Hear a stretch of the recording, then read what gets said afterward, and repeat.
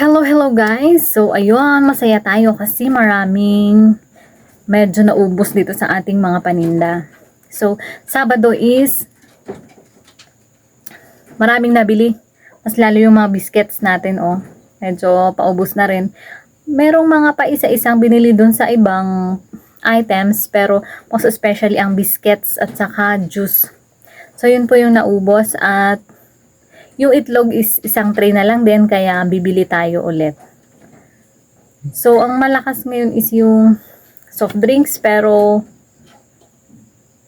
naubos kasi yung juice, kaya soft drinks ang binili. Pero hindi ho tayo masyado sa soft drinks kasi mas mahal kesa sa tig 10 na juice.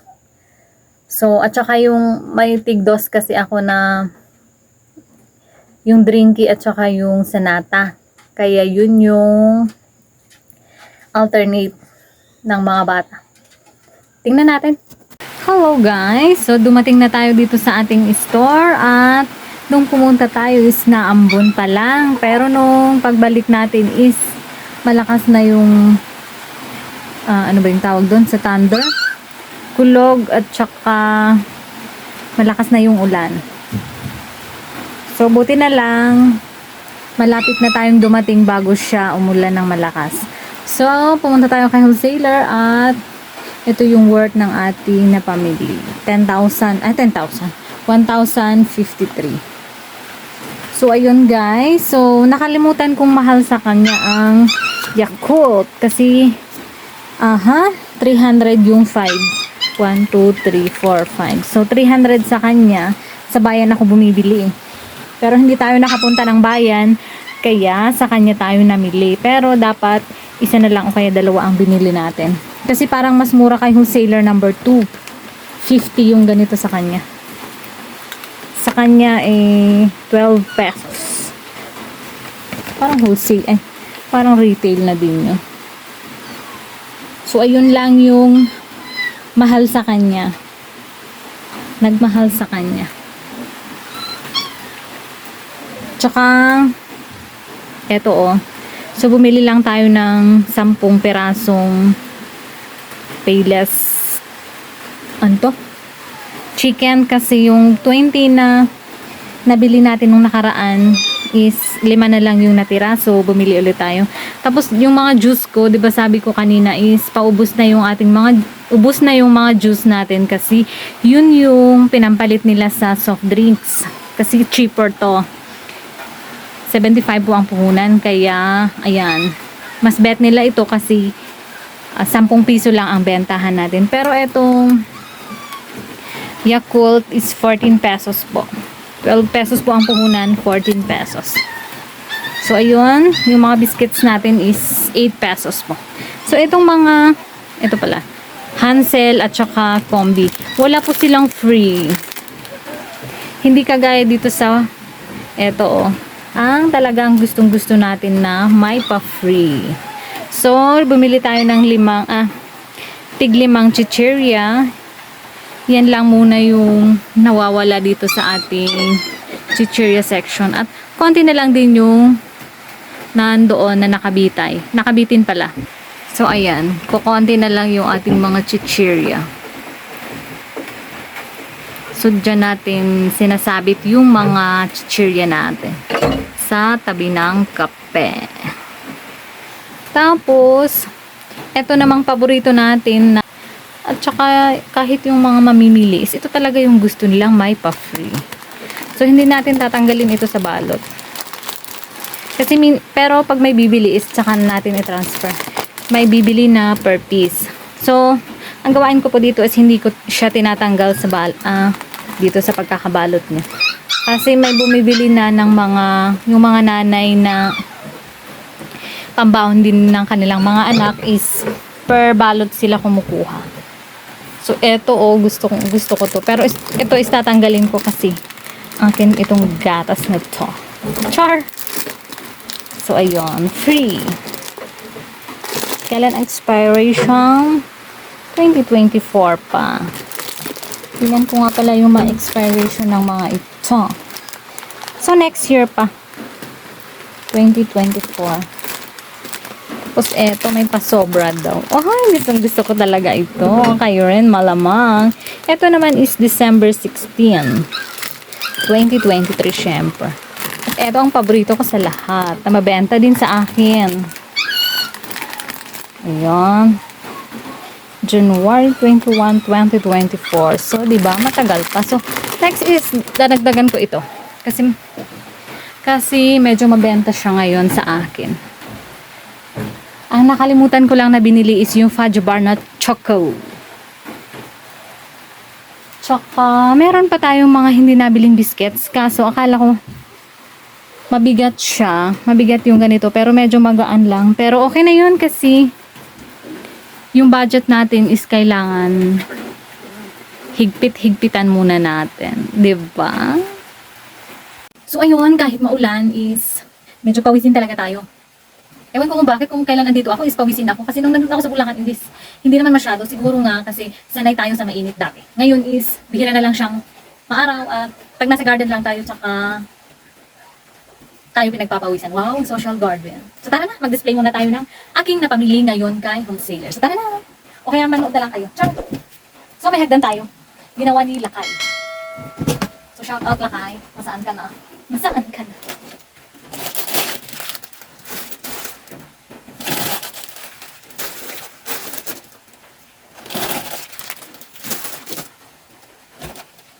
So kailangan safety yung ating mga paninda. So nakalagay siya sa container. Sa taas ko siya nilalagay kasi mas magaan. Kesa dito sa mga dilata sa baba, bigat yung mga mantika, kagaya niyan is hindi kailangan nasa ano siya. So pagpasensyahan kasi talagang pinagpapawisan. So eto.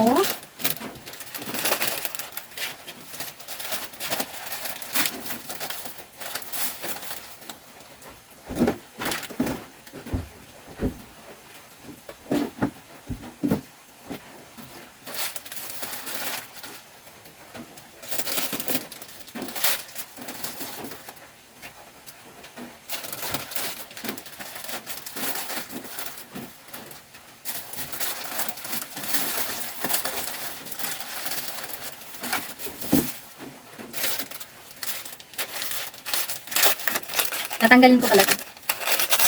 Sa akin yan. Kasi yung din namang ibang mga wholesalers, hindi naman nila ibinibigay yung mga pa-free. Buti ngayon kasi may nakadikit na siya sa ganito, hindi siya madaling matanggal. Hindi kagaya nung mga dati, isa lang ang tinatanggal nila. Yung mga madaling magagana lang. So, ayun. Ito naman is ilipat natin dito. Para maganda siyang tingnan. Oh. Ito naman is galing dito. Ito ang ginagawa ko. Ayun. Aray ko. Sa jelly. Pero maganda kasi lalagyan ng biscuit. So, tara. Oh. So, mas safe siya. Mas safe ang ating mga biscuits. Pero kung konti lang pala yun. So, ayan lang. Di ba maganda siyang tingnan? Clear.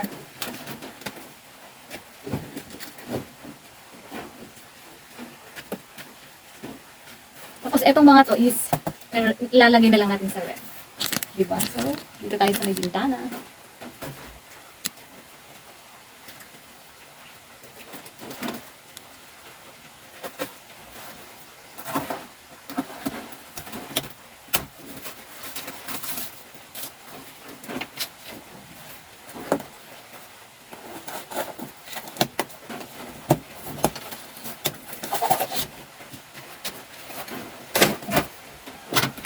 So, dalawang box lang yung ilalagay natin.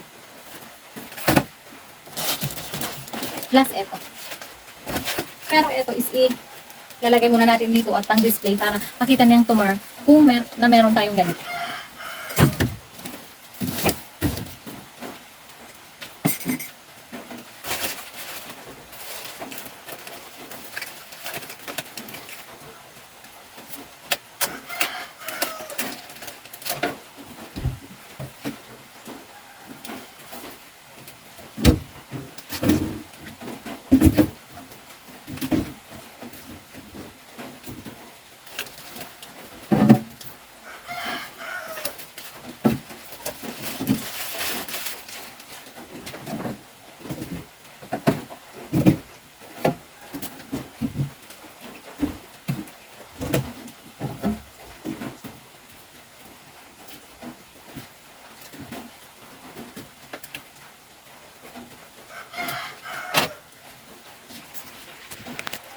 So, ayun, hindi ko pa kayo itutur dito sa aking ref kasi nahihiya ako sa inyo. Wala pa pong laman. Hindi pala wala. Konti pa lang po yung laman ng aking ref. Kaya, hanggang dito na lang muna yung ipapakita ko. So, ayun oh. Tignan nyo, ito lang ang laman. Tapos itong mga juice. Pero basta, at least meron. So, ilalagay ko na lahat dito kasi yung mga bata, mas gusto nila yung malamig. Malamig na malamig.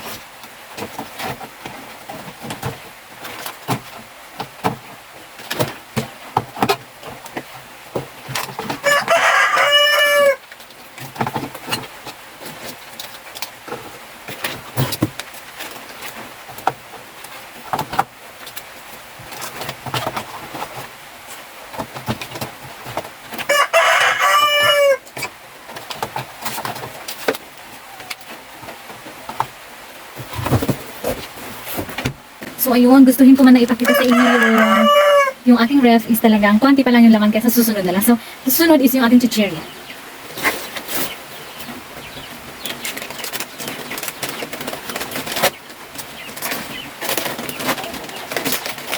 So ayun, pinagsama-sama ko muna yung mga chichirya. Hindi muna ako nag first in first out kasi puro next year pa naman yung expiration niyan. So, chinek ko muna yung mga expiration niya bago ako namili para alam ko kung okay lang na halo-halo o kaya kailangan kong magtabi ng mga naka 2023. Meron dyang naka 2023 yung andito sa kabila pero naka ano naman siya. Naka-separate siya ng lalagyan o kaya yung hanger.